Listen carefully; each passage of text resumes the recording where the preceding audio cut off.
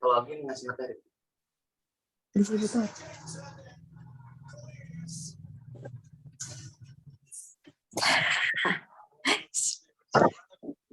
Udah ya, mulai ya. Ayo, aku yang buka. Aku aja. Aku lah. Ayo. Sekali enggak? Bismillahirrahmanirrahim. Oke. Assalamualaikum warahmatullahi wabarakatuh. Kita mulai ini ya di acara ngopi ya, ngobrol pintar bareng kupon. Bareng aku juga sih. Pagi ini kita bakal bahas masalah pasutri ya Teh ya. Betul. Di sini sih ada apa ya? Ini ya, hubungan pasutri. 8 cara menghadapi suami egois dan pemarah. Ya udah deh, langsung aja Teh. Iya, makasih Teh Lea, apa kabar? Alhamdulillah baik. Alhamdulillah, hari ini kita ketemu lagi, kita ngobrol lagi, ngobrol santai ya ini mah. Tapi kita berdoa dulu sebelum kita mulai, berdoa dulu. Ya teman-teman, berdoa dipersilakan.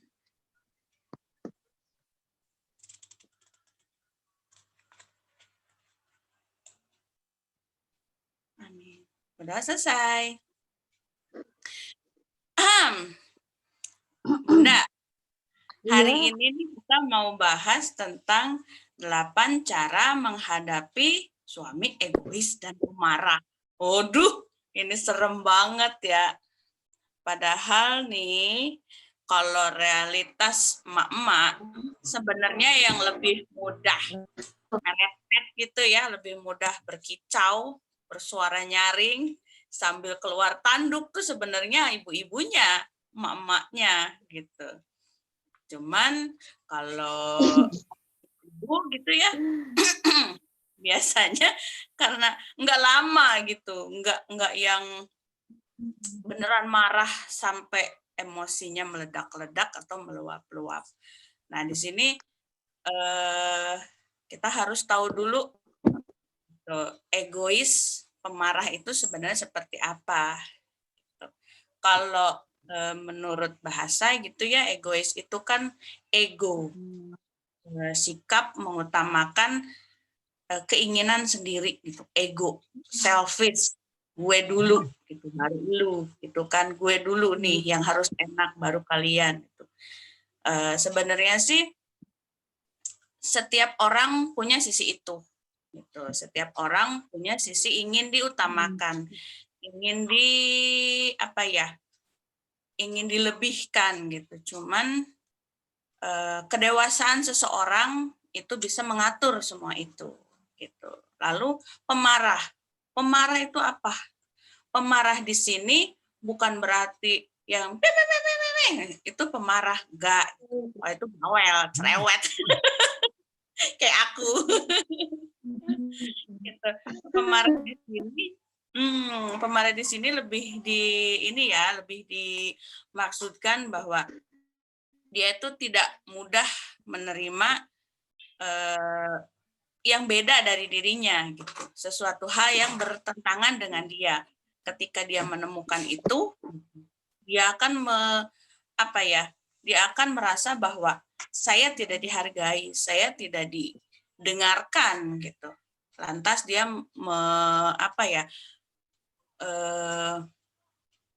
menggunakan sisi amarahnya, sisi emosinya untuk untuk mengungkapkan itu. Gitu.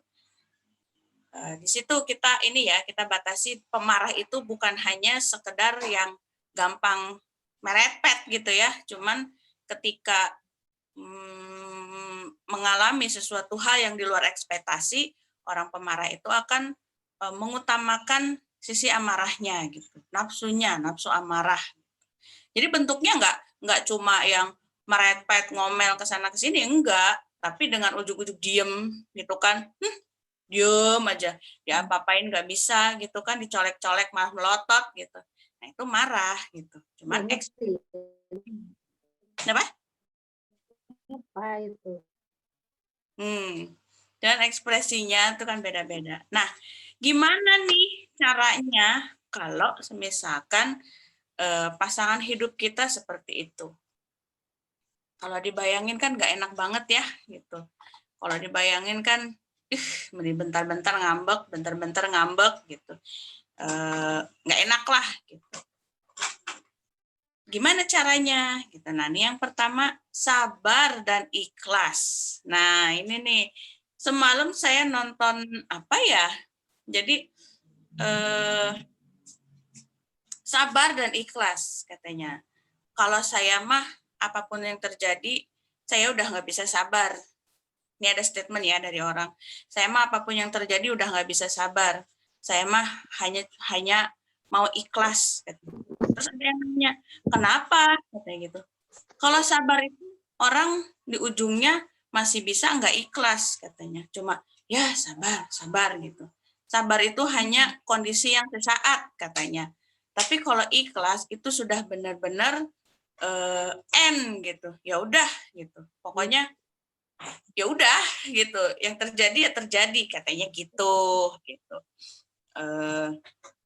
Cuman yaitu balik lagi ke penilaian seseorang gitu. Nah, di sini gimana nih caranya sabar dan ikhlas? Yaitu usahakan tetap memberikan pelayanan terbaik. Walau bukan demi dia, lakukan semata-mata untuk memenuhi kewajiban Anda seorang istri, sebagai seorang istri.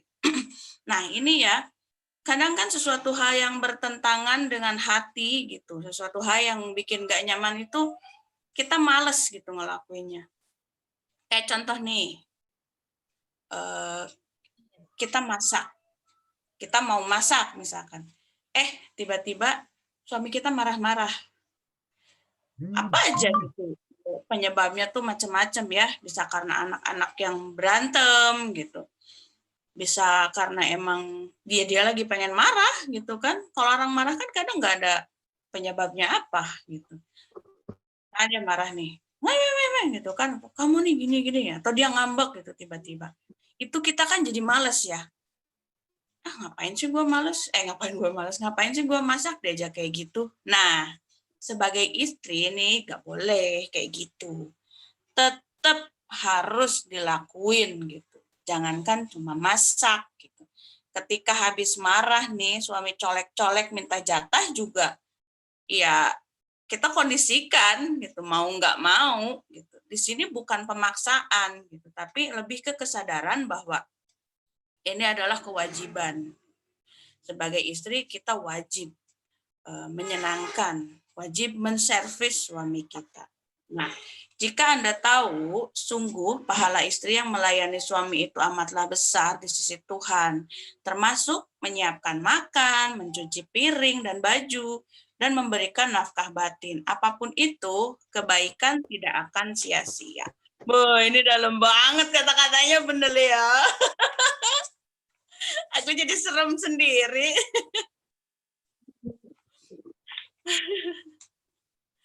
Aduh, Jadi kita kalau Bunda Lea gimana nih? Ini kecil banget harus, tahu. ini sinyalnya. Iya. Ini barusan mati. Mati. Aduh. Iya. Saya lihat. Iya, coba pindah dulu. Tuh, sekarang nggak gerak. Ya udah, kita lanjut ya ke poin yang kedua, yaitu jangan ikut-ikutan menjadi pemarah. Jadi jangan lantas gitu ya, si bebek kita ini marah-marah gitu, tukang marah, kita jadi ikutan, mudah kebakar. Saya juga jangan ikut-ikutan kita jadi pemarah gitu, tungtung nanya, jadi kompor meleduk gitu kan. Menghadapi suami egois dan pemarah tidak bisa dibalas dengan amarah juga. Sebaliknya, Anda harus membalasnya dengan perlakuan yang lembut. Nih, dengerin.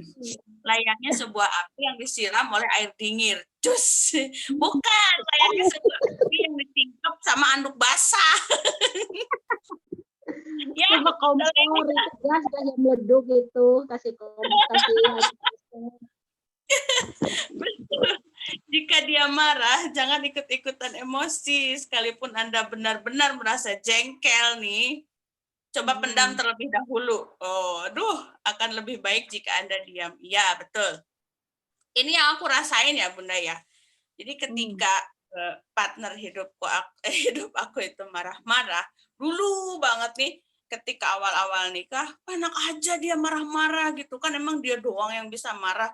Aku lawan dong, aku juga marah. Ngapain sih kamu marah gitu sama aku? Emangnya aku salah apa? Gitu kan. Wah, yang ada langsung perang dunia kedua. ketiga langsung gader gitu kan. Nah, itu kan dari sisi ini juga nggak baik ya.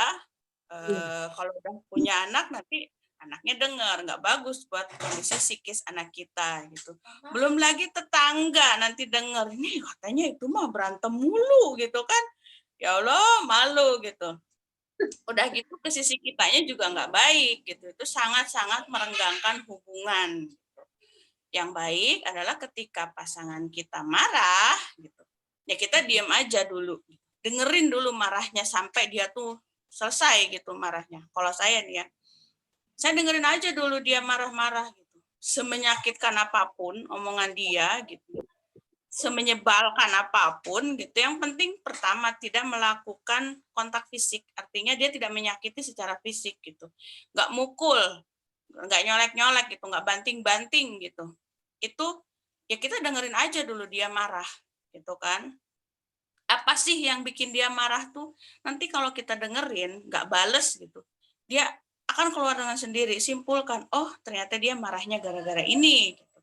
Ketika dia sudah redaan gitu kan, udah nggak marah lagi, baru deh kita jelasin gitu. Kalau aku kayak gitu, masalahnya memang agak beda gitu ya tempernya. Gitu. Jadi saya diam aja dulu gitu, biarin aja dia marah-marah kayak gimana dulu gitu kan. Nanti kan dia merepet gitu ya, atau dia diem gitu. Ya kita diamin aja dulu. Kita lihat gitu reaksi dia kayak gimana gitu. Selanjutnya dia seperti apa. Karena diam itu bukan berarti kita mengakui kesalahan kita, enggak gitu. Kita mengakui kita kalah atau mengakui kita salah gitu sesuai prasangka dia, enggak. Diam itu semata-mata untuk meredakan dulu, biar dulu dia keluar dulu emosinya.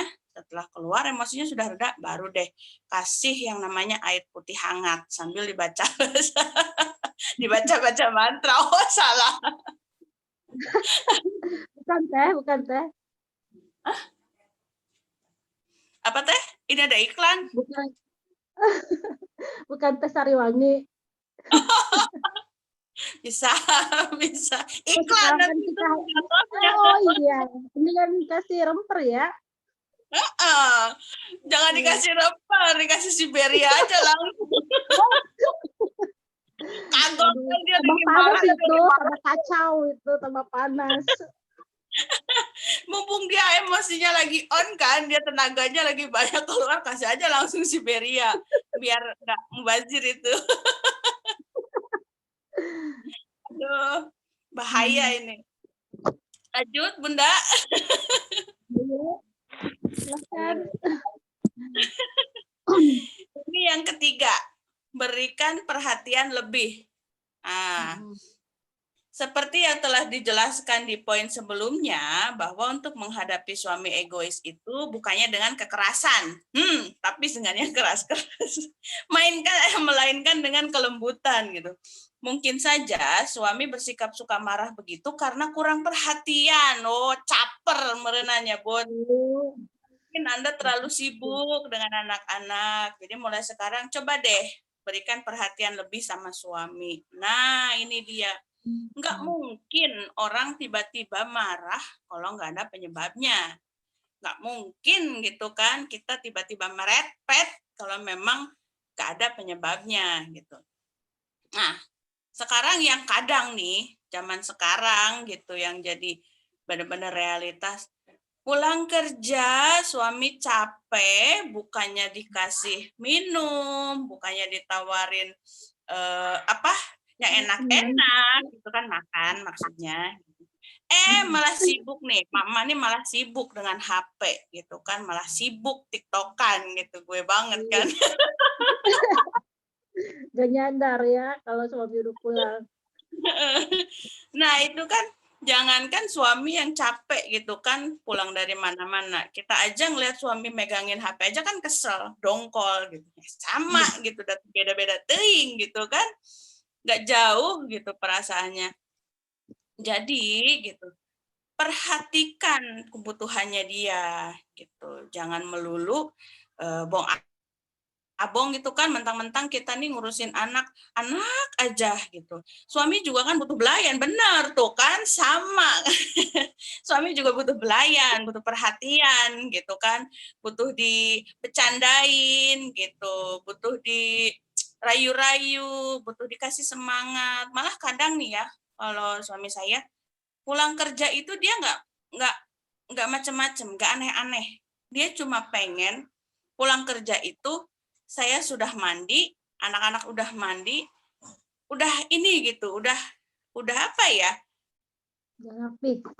Udah Udah siap rapi nyambut. gitu. Siap nyambut. Mau ada makanan gitu, mau enggak gitu kan udah rapi, termasuk rumah gitu. Sepele sih, cuman buat emak-emak yang anaknya super ngacak emang beban gitu. Cuman dari situ kita bisa ini kan, bisa ukur gitu. Oh iya, suami kita nih pulangnya jam berapa gitu. Berarti dari jam segini nih kita udah siap-siap, udah rapi-rapi gitu, udah mandiin anak gitu kan. Kitanya juga udah mandi. Jadi ketika dia pulang itu dengan perasaan yang campur aduk kan, yang namanya orang di luar kadang ada yang nyerobot antrian, ada yang nyalip tanpa lampu sen gitu. Itu kan udah bikin kesel. Belum lagi masalah kerjaan gitu. Nah, ketika dia pulang, kondisi rumah sesuai dengan ekspektasi dia, cooling down kan dia. Nah, gitu. Jadi, perhatikan juga nih kebutuhan dia. Kebutuhan ini bukan hanya sekedar butuh makan, butuh bajunya, tapi apa sih yang membuat dia nyaman gitu. Masing-masing orang kan beda-beda ya.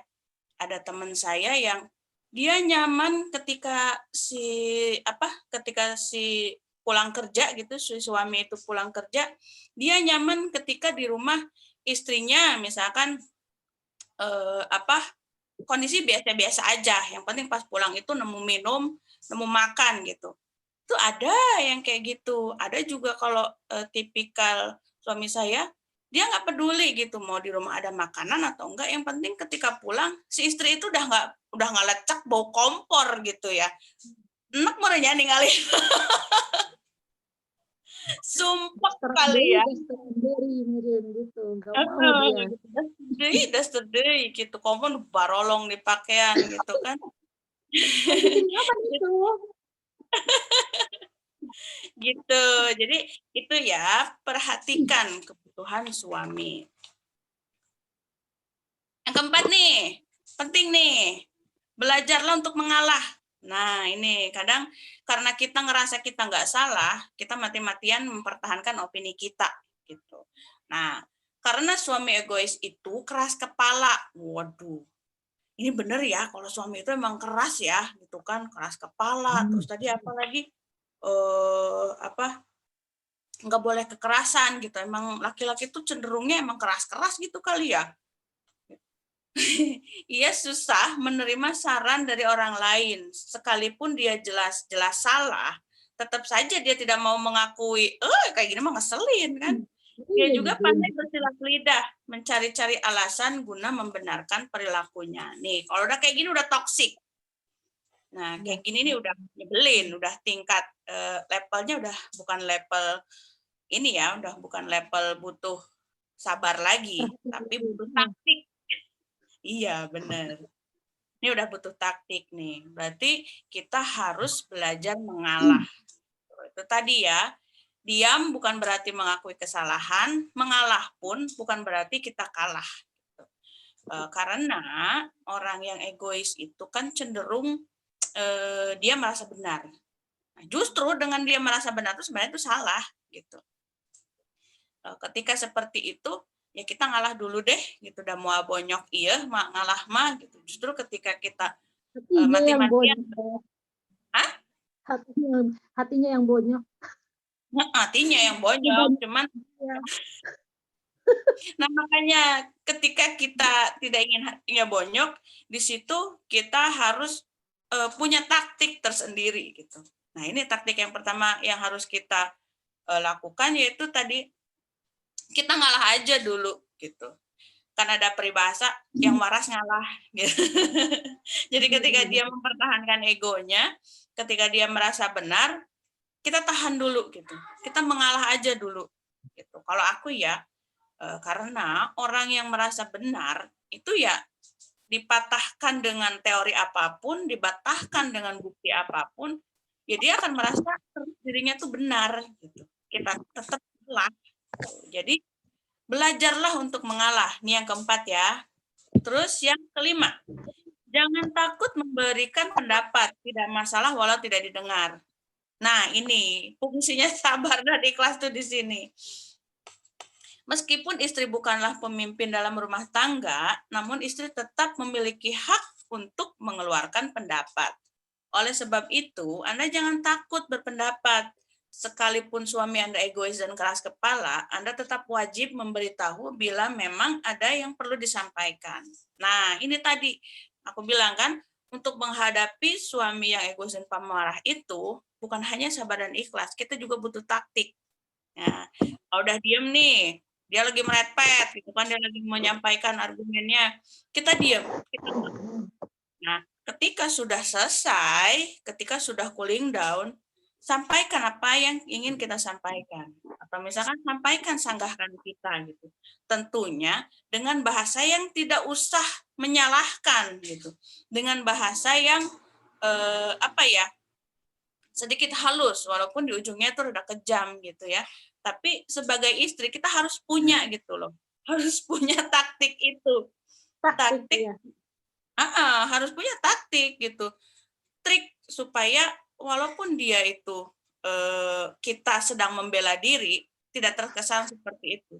Enggak yang kamu mah cumanya bisa ngomong doang, aku mah di rumah nih ya dengerin, capek anak-anak nakal gitu kan, gas tiba-tiba habis, anak-anak nggak ada yang bisa disuruh gitu kan, belum lagi kerjaanku nih yang banyak, packingan belum. Nah kayak gitu kan bahasa yang kurang enak didengar gitu. Kita pun ketika mendengar bahasa itu, kita pun akan nggak enak. Nah, bisa kita sampaikan dong, iya gitu, saya ngerti gitu. Dengan kondisi yang sekarang ini gitu, saya terlihat salah. Saya seperti tidak memperhatikan anak-anak. Tapi kamu harus tahu juga gitu. Saya di rumah kan kerja sendiri. Anak-anaknya alhamdulillah anak-anak kita pintar, dia aktif. Makanya saya butuh memperhatikan anak-anak kita dengan perhatian ekstra. Jadi untuk masalah rumah, ini ya saya kesampingkan dulu karena kan anak-anak lebih penting. Nah, gitu. Jadi nggak yang gitu. Itu kan udah menyulut emosi, yang lihat muka kita yang kayak gitu juga ini kayak kesal kali dianya gitu. Ini kalau Bunda gimana nih? Belum bisa berpendapat. Nah, kita selesaiin dulu aja materinya ya. Iya. Yang keenam nih, ungkapkan apa yang Anda rasakan. Nah, jadi walaupun kita diam, walaupun kita mengalah, tetap suami itu harus tahu perasaan kita gitu. Ketika dia ngomong misalkan, kamu mah nggak becus ngurus anak gitu kan, sakit dong hati kita, sakit lah gitu kan, enak aja aku yang ngebrojolin, masa dibilang nggak becus gitu, yang ngebedong juga aku gitu kan, masa dibilang nggak becus, sakit dong gitu. Tapi kan nggak langsung enak aja loh, nggak kayak gitu. Ada caranya gitu. Tapi kita harus ungkapkan kesakitan kita, jangan sampai dia nggak tahu gitu, atau dia merasa bahwa kan benar kan, itu kan kamu nggak becus, makanya kamu nggak bisa membela diri. Memendam sesuatu secara terus menerus itu tidaklah baik. Apalagi membangun hal-hal buruk di dalam hati. Benar. Kalau di Sunda namanya loksun. Apapun itu yang membuat Anda sedih, bila dipendam terus akan memicu stres, bahkan merusak diri Anda sendiri. Nah ini, makanya kalau di Sunda itu ada yang namanya loksun, ngabatin gitu kan, tong ditahan-tahan ke loksun. Suaranya double. Sudah enggak? Sesuai body aku kali ya. Double. Tadi kayak ada suara lain sih. Oh, gitu. Jadi ungkapkan apa yang dirasain gitu. Jangan mentang-mentang kita ngalah, mentang-mentang kita diem. Itu memendam sakit sendiri gitu. Hati-hati loh. Ini baik buat kesehatan mental. Psikis kita nanti yang sakit. Walaupun suami kita nggak mukul, ya kan? Walaupun suami kita nggak mukul, tapi pukulan secara kata-kata itu benar-benar bisa merusak. Lebih sakit. Itu lebih merusak. Gitu. Apalagi kita yang nggak bisa menyampaikan apa yang kita rasain, nggak bisa membela diri kita, gitu kan? Luar biasa. Kita tahu kan banyak ya artis-artis luar yang mereka tuh mengakhiri hidupnya sendiri gitu. Karena suatu kekerasan fisik itu ada luka yang kita bisa langsung lapor, ini loh saya dilukai secara fisik. Tapi kekerasan secara verbal itu susah untuk dibuktikan gitu. Kecuali kalau memang kita ngerekam. Cuman kan dalam kondisi sehari-hari di rumah tangga nggak ingat kita yang namanya ngerekam. Iya kan? Yang ada adalah merekam di memori pikiran dan hati. Ketika tidak tidak diungkapkan, itu merusak. Pertama, kita akan menyalahkan diri kita sendiri. Yang kedua, kita akan stres, depresi. Depresi. Belibet. Kita akan depresi. Nah, bahayanya seorang ibu dengan dengan keluhan gitu kan, dengan beban mental yang berat, itu ngaruh banget buat anaknya gitu. Ke psikis anaknya juga nggak bagus. Anak-anak itu ketika kita merasa sedih, walaupun kita nggak nangis di depan dia, anak-anak tuh berasa gitu. Ngerasain gitu. Apalagi kita yang memendam beban emosi yang berat gitu.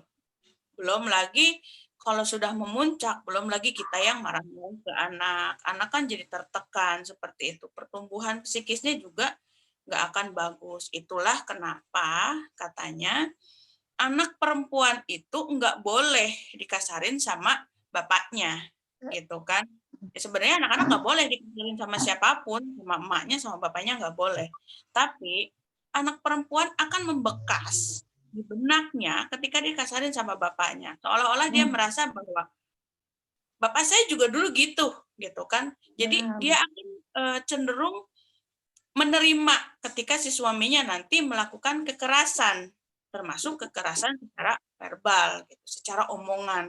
Kamu tuh boit gitu kan, atau kamu nih betit gitu kan, disensor katanya. Nah itu anak-anak tuh akan merekam itu dan akan cenderung bahwa itu tuh perlakuan yang wajar gitu loh. Karena saya pun gitu mikirnya dia, saya pun dulu menerima itu dari bapak saya. Nah itu makanya hati-hati. Oke, lanjut. Yang ketujuh, jika memang benar Anda punya hak membela diri. Nah ini untuk menghadapi suami egois, memang kadang diperlukan sikap mengalah. Tapi mengalah pun juga ada batasnya. Nah, apabila Anda merasa diri Anda benar, ya jangan mau disudutkan terus. Anda punya hak untuk membela diri. Disudutin kan nggak enak. Enak aja disedak-sedak ke sudut gitu kan. Sempit gitu kan. Nah, jadi belalah diri Anda ketika Anda tidak merasa salah. Ketika Anda salah, ya akui gitu. Akui, gentle dong, walaupun kita perempuan ya jangan bersembunyi di balik feminitas kita gitu. Kita salah ya akui gitu. iya Iya. Pak, saya salah, saya mohon maaf. Nah itu dengan kita memohon maaf aja, kita minta maaf, hati dia tuh sudah, oh iya ya, mungkin benar gitu. Oh iya ya, dia udah ngakuin kesalahan dia, ngapain harus saya cari-cari lagi kesalahannya. Itu kalau memang kita salah.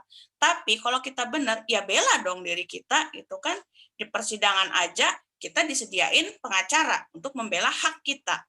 Nah, di rumah tangga, di kondisi sehari-hari yang notabene ini panjang gitu perjalanannya, masa sih mau disalahin terus? Kalau salah, mau lah, bela dirimu. Kompor nih, Iya. kompor. Yang bisa membela diri sendiri itu kita ya, bukan orang lain. Karena rumah tangga itu kan apa ya, satu hubungan antara personal A, personality, karakter yang satu dengan karakter yang lain. Nah, si karakter ini kan harus berpadu ya, harus saling melengkapi, harus saling memahami. Nah, justru biasanya yang menjadi pembawa keretakan rumah tangga itu adalah hadirnya pihak ketiga. Nah, pihak ketiga ini bukan hanya si Miss Pelanit gitu kan, bukan gitu. Justru ada campur tangan dari pihak dia atau Keluarga. pihak kita yang dari pihak keluarga yang sebenarnya malah memperuh gitu. Pengaruhi. Yang mempengaruhi gitu. Sebenarnya bukan mempengaruhi juga, cuman karena misalkan nih si istri dibela sama ibunya gitu, terus si suami dibela juga sama ibunya. Nah, sebenarnya mungkin mereka itu benar gitu untuk bahwa ini loh maksudnya anak saya tuh begini, ini loh maksudnya anak saya tuh begini. Cuman karena di sini ada ego gitu kan, ada sesuatu hal yang ngapain sih lu ikut-ikut campur. Nah, ini sebenarnya bahaya gitu. Makanya lebih baik gitu kita selesaikan urusan berdua ya berdua. Caranya memang agak lama sih ya Bun untuk memahami itu, apalagi saya itu kan sama suami cenderung apa ya, nggak pacaran gitu. Saya kenalnya udah lama, cuman untuk menuju ke pernikahan itu nggak ada tuh yang kayak orang pacaran-pacaran dulu, enggak gitu. Taruh ini Saya langsung ya. gitu.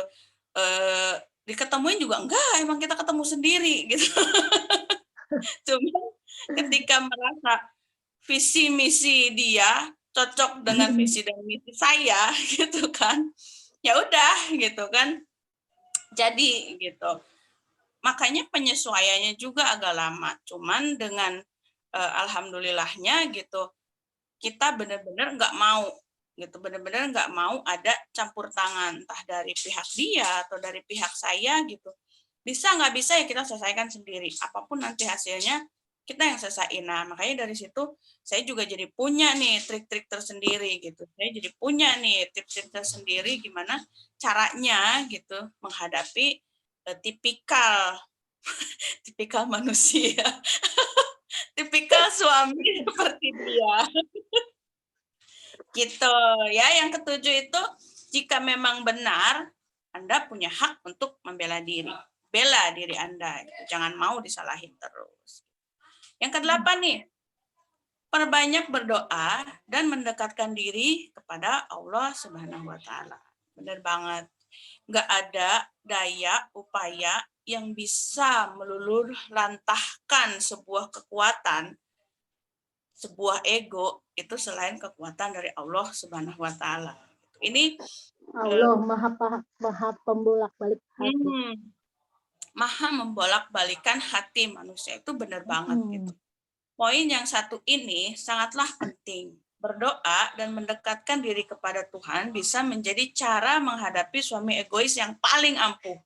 Curhatnya sama Allah, insya Allah eksekusinya jauh lebih dahsyat. Jangan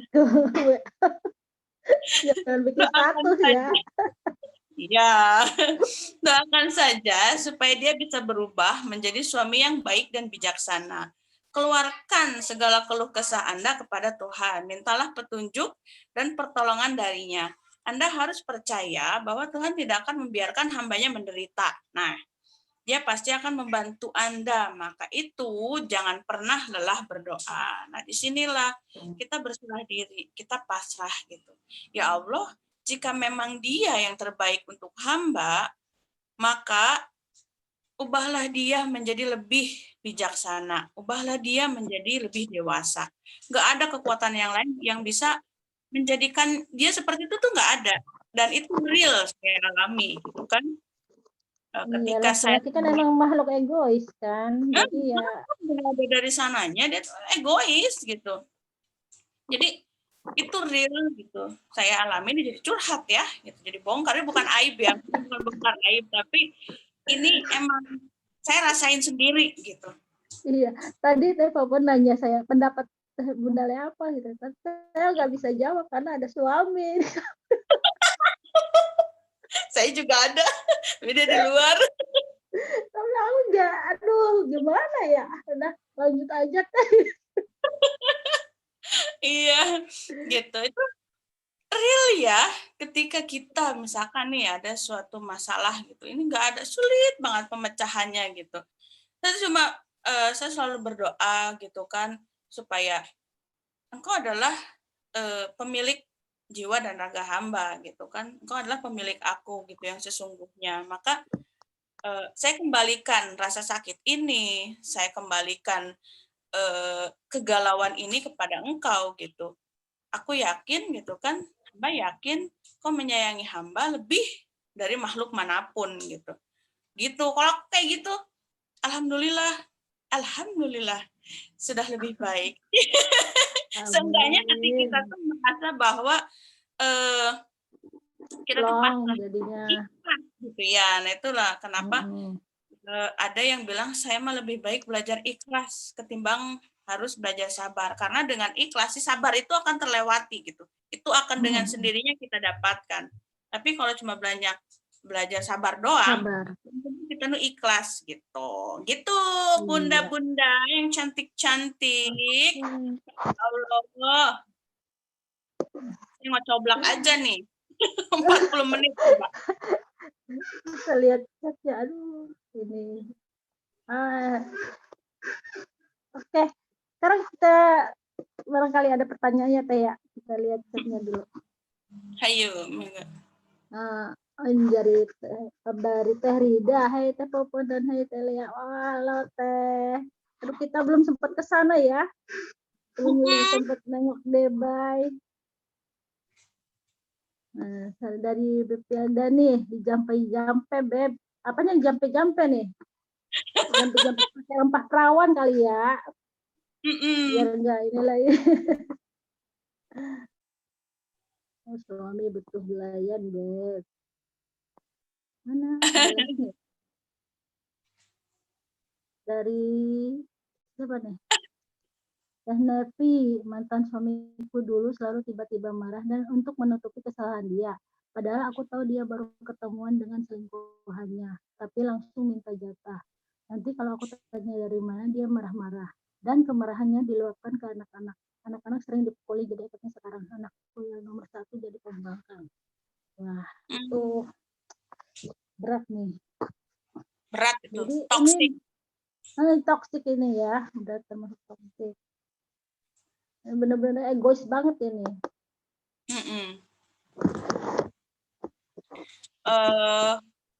Sekarang masih berlanjut atau enggak nih Mbak Nevi?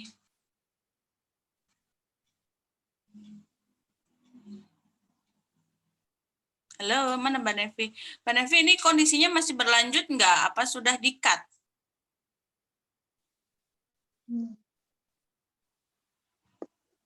Mana Mbak Nevinya? Mbak Nevinya enggak ada. Oh, Udah di-cut. alhamdulillah udah dekat. Udah di-cut, iya bener banget. Karena apa ya, kita punya prinsip. Kalau saya nih ya, kalau menghadapi yang seperti ini, kita punya prinsip gitu. Kita punya sesuatu hal yang nggak ingin dilanggar gitu, walaupun oleh kamu hai pujaan hati gitu kan. Kita punya prinsip ketika misalkan gitu kondisinya gitu seperti Mbak Nevi, oh ya di sini mantan kan berarti udah dikat, aduh nggak fokus nih. Jadi nggak bisa kebayang saya mah. jadi ini masalahnya efeknya kemana-mana kan, anaknya dipukulin gitu, dia juga tempernya kayaknya udah benar-benar nggak bisa dikontrol gitu ya, ya memang lebih baik di-cut aja karena anak kita yang akan jadi korban. Jadi pilihannya adalah bertahan dengan kondisi psikis anak-anak yang terancam atau berpisah untuk kehidupan yang lebih baik gitu. Jadi saya sih nggak nyaranin bahwa setiap pertengkaran ujungnya ke situ gitu, setiap perselingkuhan ujungnya ke situ, enggak. Semua bisa diperbaiki dulu gitu. Tapi itu pun ketika hati dan pikiran kita masih ingin memperbaiki itu gitu loh. Ketika kondisi itu masih bisa dikompromi gitu. Ketika sudah tidak bisa dikompromi ya jangan dipaksakan gitu. Efeknya terlalu berat. Cie, kayak pisan. Berubah jadi Mamah Dedeh ini. Bahaya. Udah jadi WA nih.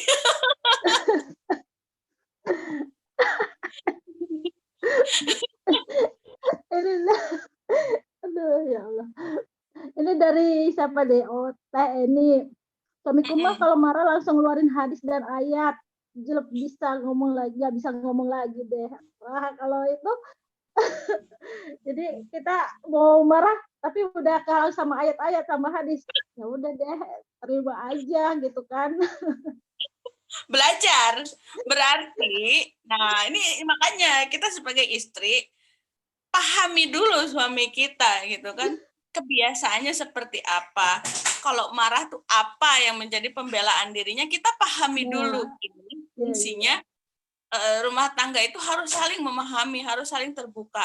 Marah itu bisa jadi jalan cepat untuk memahami seseorang gitu. Karena marah itu nggak pakai ini kan, marah itu kan refleks.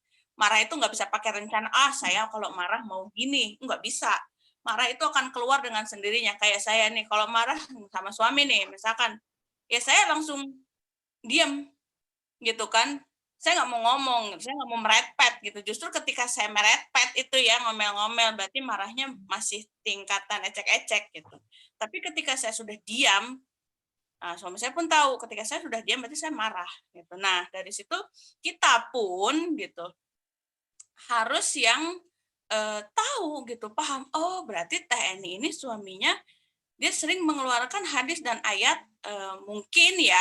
Mungkin nih, saya bukan ngajak buat suudzon ya, enggak. Mungkin untuk membela diri gitu. Nah, kita pelajari hadisnya, ayatnya yang bisa mematahkan teori itu gitu loh. Jangan-jangan ini bercandanya, jangan-jangan gitu dia lagi nyanyi lagu Sabian gitu, kita aja yang nggak ngerti. Dianggapnya dia lagi ngomongin ayat padahal dia lagi nyanyi, iya kan gitu, karena memang pengetahuan kita yang terbatas gitu. Kayak saya aja nih misalkan nih tiba-tiba Teh Lea ngomong pakai bahasa Arab gitu kan, karena saya nggak ngerti bahasa Arab saya diam dengerin karena saya mikir gitu ya. Teh Lea lagi nyanyi gitu kan. Makanya sebagai istri kita harus pintar gitu loh, kita harus banyak tahu gitu loh. Oh suami aku nih suka ngeluarin hadis dan ayat, pelajari itu. Iya kan, pelajari itu. Nyanyi itu bukan lagi marah. Iya gitu, pelajari itu. Jadi ketika dia mengeluarkan hadis dan ayat itu, nanti kita akan jadi kita akan bisa menyanggah. Ini walaupun di sini ada hadisnya ayatnya, tapi di sini juga disebutkan bahwa gini gitu. Jadi kita bisa jadi bela diri gitu loh.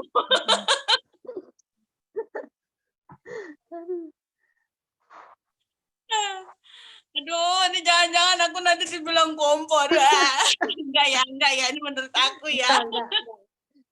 Lanjut. Ini dari apa nih Bunda Eti.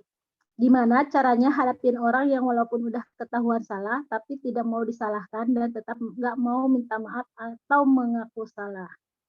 Wah, berat nih. Gimana caranya hadapin orang yang walaupun udah ketahuan salah tapi nggak mau disalahkan dan tetap nggak mau minta maaf atau mengaku salah? Kalau kayak gitu, kalau aku ketika ada waktu yang tepat, saya skakmat. Iya, benar itu. Benar. Saya juga begitu. Karena kalau misalkan Kalau suami saya itu ya, orang tipikalnya yang, eee, oh nggak salah gitu, tapi nggak mau bilang minta maaf tuh nggak bisa, Hmm. gitu. Nah, suatu saat kalau misalnya udah lagi adem nih, "Kenapa sih susah banget minta maaf? Apa sih Nah, yang itu?" Heeh. Ya emang saya tahu dia, makhluk makhluk paling egois tuh laki-laki itu paling egois ya. Tapi mm-mm. heeh, jadi saya cari salah aja. Kalau misalkan dia lagi ada dia tuh udah bener ngaku salah, dia terus, Mm-mm. eee, secara nggak langsung, apa namanya, mengakui gitu kan, tapi dia nggak mau ngomong minta maaf kan. Nah, terus saya bilang, kalau misalkan punya salah itu tapi saya ngomongnya ke anak bukan ke dianya langsung. Mm-mm. Kalau misalkan kalian melakukan kesalahan, kalian tuh harus bisa ngomong kata maaf, gitu. Ya, Tapi di betul. depannya tapi depannya. Jadi mungkin Itu. jadi terus dia kan mungkin jadi dia ngerasa, "Oh gitu ya." Terus saya sering sindir-sindir gitu. Tapi kalau pas dianya lagi nggak marah, lagi enak lah hatinya gitu, kalau saya. Ya, betul banget. Ini ada lanjutannya nih, tapi malah apa? Tapi malah mencari membenarkan teh, jadi nggak mau ngaku salah atau disalahkan. Nah, kalau kayak gini, ini real ya, real egois. Ini the real. Egois Bahkan banget ini. untuk mengakui kesalahan pun dia nggak bisa, berarti dia nggak gentle, beb. Cie. Mhm mhm. Itu Kompor udah nih. egois banget itu. Kenapa? Iya, itu udah egois banget itu. Iya, berarti dia nggak gentle. Jadi kalau saya juga pernah di kondisi seperti itu gitu loh. Itu tandanya kedewasaan suami kita ini belum tumbuh. Badannya aja, umurnya aja yang tua gitu kan, dewasanya di mana kalian nggak tahu gitu kan. Nah, itu berarti kedewasaan dia yang memang belum tumbuh gitu. Nggak dewasa gitu. Orang yang salah satu ciri orang nggak dewasa itu tadi, susah bilang maaf dan nggak mau mengakui kesalahannya dia. Dia akan merasa benar terus gitu. Dia akan menjadi yang maha benar gitu. Nah, sementara kan nggak ada. Kebenaran itu mutlak milik Allah gitu. Nah, itu pertama itu ingatkan secara perlahan-lahan gitu. Memang prosesnya lama ya. Yang namanya kita mengubah satu kebiasaan, mengubah satu pemikiran dari A ke B Mhm. itu nggak secara instan. Saya mau gini gini gini dia langsung berubah, enggak. Itu lama banget prosesnya. Makanya dari sekarang pertama contohkan. Contohkan, kita yang mencontohkan. Jadi ketika kesalahan sekecil apapun, kita contohkan. Aduh, Pak, maaf ya, hari ini saya nggak masak nih, soalnya tadi saya pulang dari mana? Pulang dari ngantar anak, ini ada kerjaan yang harus saya bereskan, misalkan gitu. Akui kesalahan kita, akui kekurangan kita di depan dia gitu. Maaf ya Pak, yaudah deh sebagai ganti gitu yuk kita makan ini aja mie rebus. Oh makin marah dia. Ya udah deh hari ini aku traktir kayak gitu. Kayak gitu contohkan Grab tiap Grab ada Grab. mm-mm. Atau bisa dengan kita saya kalau bisa gitu mengajarkan ke anak-anak gitu bahwa ayo jangan malu mengaku salah gitu. Mengaku salah itu tidak merendahkan diri kamu, justru menjadikan kamu itu seorang satria gitu. Jadi dia akan denger tuh gitu kan. Oh iya ya gitu. Kalau aku nih ya, nggak tahu kalau yang lain. Terus kalau misalkan kayak gitu, kita cari topik ketika ketika suasana hati dia lebih enak, kita kan suka ngobrol tuh sama suami ya. Gitu. Ini cara yang Mhm. ampuh untuk menyadarkan. Kita suka ngobrol kan sama suami. Angkat topik yang hampir menyerupai seperti itu. Gitu kan. Kita ngobrol bahwa dengan misalkan nih apa ya contohnya ya misalkan gitu dia ketahuan chattingan nih sama cewek lain gitu. Dia nggak mau ngaku, terus malah jadi marah-marah gitu, mau disalahin. Kita angkat topik itu dengan judul yang berbeda. Jangan dia yang jadi subjek gitu, orang lain gitu. Jadi Mhm. Padahal mah kepiannya nyinggung dia ya gitu. oh kasihan ya istrinya kalau misalkan ada suami yang kayak gitu. Padahal kan si istri itu dinikahi untuk disayang-sayang, bukan untuk dibohongin gitu. Kayaknya nggak enak banget rumah tangga kalau si suaminya egois kayak gitu. Nah gitu. Jadi perlahan-lahan gitu, jangan ya udahlah dia mah nggak mau disalahin orangnya, ya dia akan tetap berkutat dengan hal yang seperti itu gitu. Dia akan tetap tetap merasa bahwa dia itu selalu benar gitu. Nggak ada di dunia ini, nggak ada orang yang selalu benar, nggak ada gitu kan. Iya, dalam hati kecilnya sih dia tuh ngakuin gitu sebenarnya sih. Wah, apa nih? Ada yang panjang nih. Di antara yang paling penting ada beberapa hal yang dapat membantu memperbaiki hubungan Anda dengan pasangan hidup Anda ketika Anda tidak mengetahui apa yang harus Anda kerjakan untuknya. Seorang istri ingin diperhatikan, dipedulikan, dipahami, dihargai dan dihormati, dibenarkan dan merasa ketenangan. Betul. Seorang suami ingin diberi kepercayaan diri, diterima dan dihargai, dihormati dan dimuliakan, dibanggakan, dianggap selalu baik, diberi motivasi. Benar. Nah, dari sini Nah itu kita bisa lihat udah ketahuan kan? ketahuan si laki-laki itu Kalau egois. waduh. Ya, para suami. Gitu. Kalau dari Teh Adinda nih, kalau aku Teh mau tidur minta maaf dan terima kasih. Memberi contoh agar si suami juga akan melakukan hal sama. Nah, itu bisa juga tuh dicontoh tuh. Ya. Aduh, boleh nggak kata suami diganti istri di judul? Enggak. Tapi kalau istri itu kalau istri itu tuh kebanyakan nggak egois. Jadi yang lebih pas itu emang itu untuk suami ya. Betul. Gak bisa diganti judul. Ini kan yang lagi ngobrol kan mama. Masa mengobrolkan diri sendiri kan lucu. Iya, benar. Gak pernah minta maaf sekalipun itu lebaran. Masya Allah. Dadanya aja yang minta maaf terus. Maaf gitu. Kayak yang dibacain Bajuri. Kalau nggak suruh tulis tuh kata maafnya ditulis aja biar apa namanya kita tuh oh iya dia ternyata minta maaf gitu. Tulis aja minta ada kata maaf nggak gitu kan, kalau nggak mau bilang tulis aja gitu. Beli kartu gitu. Beli kartu ucapan maaf ya. Nah bener tuh, sama buket bunga. Bunganya buket bunga uang yang ya, buket uang sekarang. Iya benar. Sungguh terlalu kata Bang Romo kalau nggak mau minta maaf. Tapi emang ada loh orang-orang yang kayak gitu, kayaknya buat ngucapin maaf tuh gengsi gitu kan. Ada bener ada. Emang ada, udah jelas-jelas dia salah. Jadi cuma yang ya udahlah gitu aja repot. Ada gitu, ada banget kan. Iya. Untung saya jadi nikah sama orang kayak gitu. Soalnya bahaya nih gue.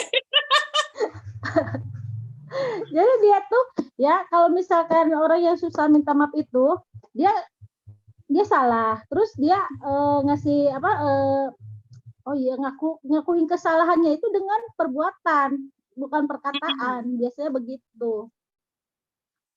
Iya, betul. Dia tuh udah gue kan itu udah minta maaf sebenarnya gitu. Nah, berarti itu tadi pahami kebiasaan si suami itu seperti apa. Karena memang gitu sesuatu hal yang nggak pernah dia lakukan, ya dia akan susah buat ngelakuinnya. Dah tugas kita, walaupun tidak merubah 100%, setidaknya kita mencontohkan gitu. Kalau aku sih kayak gitu. Mencontohkan sama ketika misalkan nih, maaf gitu, ada suami yang susah buat beribadah gitu kan. Kita kan nggak bisa kita bahas dengan membahas hadis dan ayat gitu. Orang yang egois nggak akan mau dengan itu gitu kan. Kita nggak bisa, jadi dibilangnya kita ceramah tuh malah sakit hati kitanya. Tapi contohkan ketika misalkan pasangan kita pelit, misalkan gitu ya, pelit nih ngasih ininya dijatah gitu kan, kita beberkan bahwa kebutuhan kita tuh lebih dari itu gitu loh. Kita ingin rumah tangga ini menjadi baik-baik aja. Nah, kuncinya yaitu tadi ada keterbukaan gitu. Jadi nggak bisa selamanya mentang-mentang kepala keluarga dia yang otoriter, mentang-mentang kita adalah istri gitu kan makmumnya, kita harus selalu ngikut gimana caranya dia. Enggak, rumah tangga itu adalah sesuatu hal yang harus disesuaikan, harus ada penyesuaian. Nah, fungsinya apa? Fungsinya ketika ada keputusan yang harus diputuskan bersama-sama gitu kan. Nah, si suami ini yang berperan sebagai pemimpin. Nah, baru di situ gitu kan. Oh, gini Bu gitu kan. Kalau gini nanti efeknya gini. Kalau ini begini, ya udah kita gini aja. Nah, keputusan yang diambil yang terbaik menurut imam yaitu yang harus kita lakukan. Tapi kalau untuk hal-hal apapun gitu harus nurut sama dia, ya nggak bisa. Kita harus tetap menyesuaikan gitu, harus ada penyesuaian di situ baru rumah tangga kita akan bertahan lama dan bahagia. Ada yang bertahan lama nggak bahagia banyak gitu. Banyak. Pengennya bertahan lama dan bahagia. Tapi bahagia. Jatah diranjang dikurangi aja teh, kalau jatah belanja dikurangi. Wah, nanti malah dikasih jatah yang lain loh. Jangan. Biasanya ya kalau udah marah itu pasti berakhirnya diranjang. Gitu. Iya biasa. Malah jadi bak-bak gitu ya. Dilampiaskan aja diranjang. Waduh, ini Uni Yudia nih, pertanyaannya, aduh, mengerikan. Bentar, aku lihat dulu. Teh Desi nakal. Kalau suami punya daya juang yang rendah, gimana Teh? Apa-apa udah menganggap gak bisa, sulit dan gak akan bisa. Ya kuatin dong, kita yang harus memberi contoh. Daya juang kita harus tinggi, support terus, angkat terus. Nanti kalau tinggi jatuhin, enggak ya, jangan ya. Jangan dong. Aduh. Jadi kalau ada suami yang daya juangnya rendah gitu kan, apa-apa saya takut nggak bisa, takut sulit gitu. Kitanya yang harus kuat untuk ngangkat dia, mau bukan ngangkat secara fisik tapi secara mental. Berarti dia nggak pede gitu kan, nggak percaya sama kemampuan dia sendiri gitu. Kita yang harus bisa mensupport dia bahwa Beb, nggak ada sesuatu hal di dunia ini yang nggak mungkin kalau kita udah berusaha gitu. Kalau kita mau berjuang terus itu ucapkan gitu. Ketika misalkan nih pernah dulu ya my husband gitu kan di kantornya tuh ada mau ada pengangkatan, itu kan kompetisi ya, kayak kompetisi gitu. Jadi setiap si yang satu level dia itu nanti akan dia memberikan performa yang terbaik gitu. Dia saya emang nggak bisa kayak gini mah udahlah biarin aja saya mah gini aja masih digaji gitu kan. Nah kalau aku kan greget ya kayak gitu meni nggak ada daya juangnya pisang gitu meni eleh gitu kan gus kumeok memeh dipacok gitu kan udah nyerah duluan. Nah, udah menyerah sebelum bertanding gitu. Nah fungsi kita adalah mensupport gitu loh, beberkan bahwa Beb, hidup itu harus berjuang. Untuk mendapatkan hasil yang prestasi yang memuaskan, kita harus berjuang gitu. Ayo kita support. Dia butuhnya apa? Dia butuh curhat didengarkan, kita dengarkan gitu. Dia butuh misalkan ada ilmu yang dia nggak kuasai gitu. Ya kita support itu gitu. Kayak dia saya ada bahasa Inggris, saya nggak bisa bahasa Inggris. Ya ayo Beb, les aja, jangan malu. Aku les misalkan, ya nggak apa-apa, aku dia masih belajar gitu kan, seperti itu gitu. Kitanya yang harus kuat gitu. Jadi nggak bisa dia melempem, kitanya gitu. Cuma ngeluh nggak bisa. Kitanya yang harus kuat terus motivasiin gitu. Gitu kali ya, Uni ya.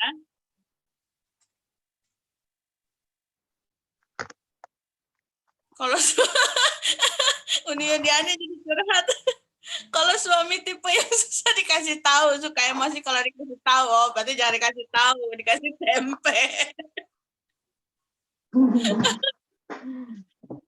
Murugul gitu ya. Gimana ya? Ya gitu. Dablek itu dablek. dablek gitu. Tetap sih kuncinya ada di kita, Beb. Jadi gimana nih Teh Lea nih? Kalau susah dikasih tahu, kalau emosi itu kasih belayan aja kalau begitu. Iya, Kasih belayan benar. dulu. Nanti kalau udah dia udah merasa terlena, nah baru dia omongin baik-baik.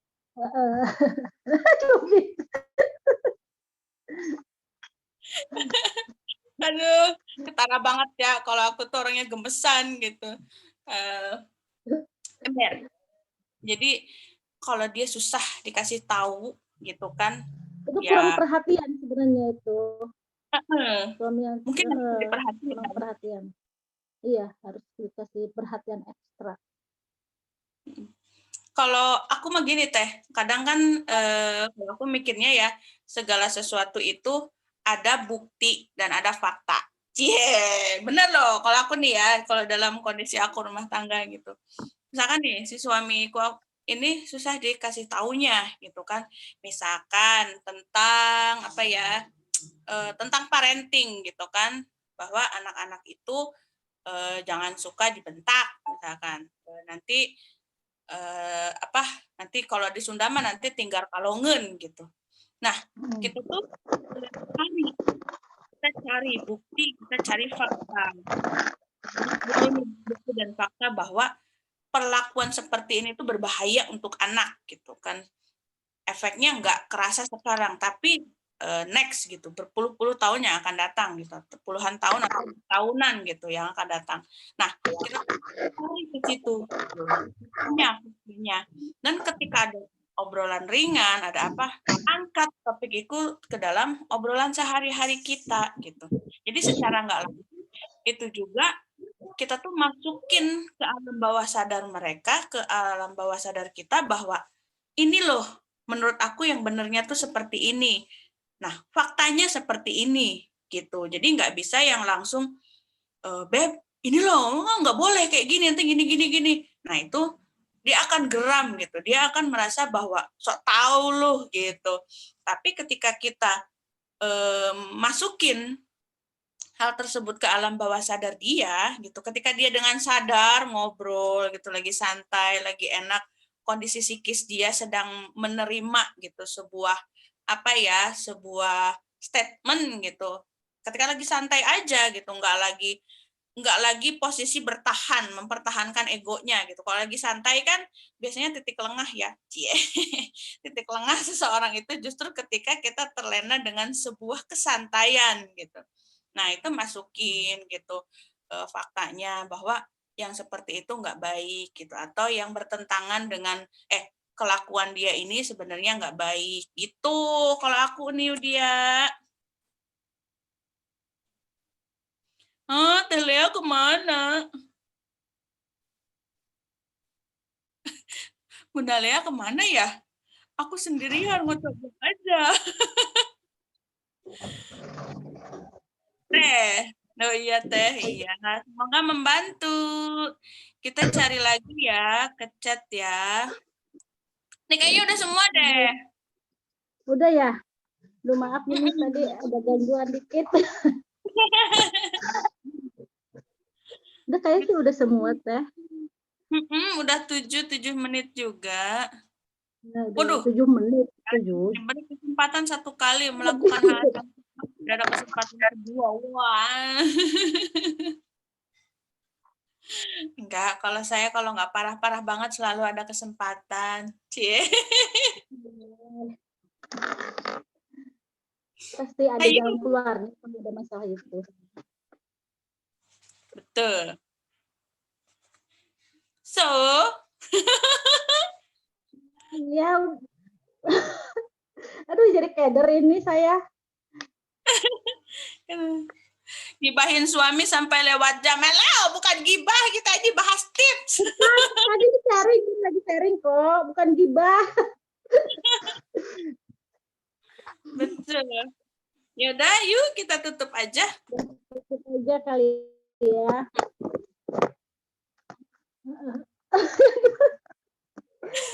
Mungkin Teh Lea mau menambahkan ditambahkan nih pesan dari Teh Lea buat ibu-ibu? Udah? Ya udah cukup. Saya belum pantas untuk memberi masukan karena saya juga masih belajar. Ya udah, sok ditutup aja. Tutup aja ya. Alhamdulillah ya, udah jam 7 lebih. Aduh, udah kerasa kalau sharing tentang masalah keluarga itu ya. Mas sebenarnya masih banyak ya yang bisa di-sharing gitu. Cuman kan waktunya juga ya.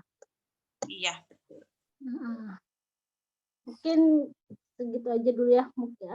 Semoga ngopi kali ini bisa diambil manfaatnya untuk kita semua, untuk bisa kita belajar lagi dengan pasangan kita, bisa lebih sabar lagi lah gitu intinya mah. Ya udah cukup sekian aja lah gitu ya. saya tuh lagi ditungguin orang, jadi mabuk ininya. Alhamdulillah, alamin. Makasih ya teman-teman sudah mendengarkan nih kebacaan saya hari ini. Mohon maaf jika masih ada kekurangan atau kesalahan. Ini mata-mata dari pengalaman pribadi. Gitu ya Teh Lea ya. Ya, gitu.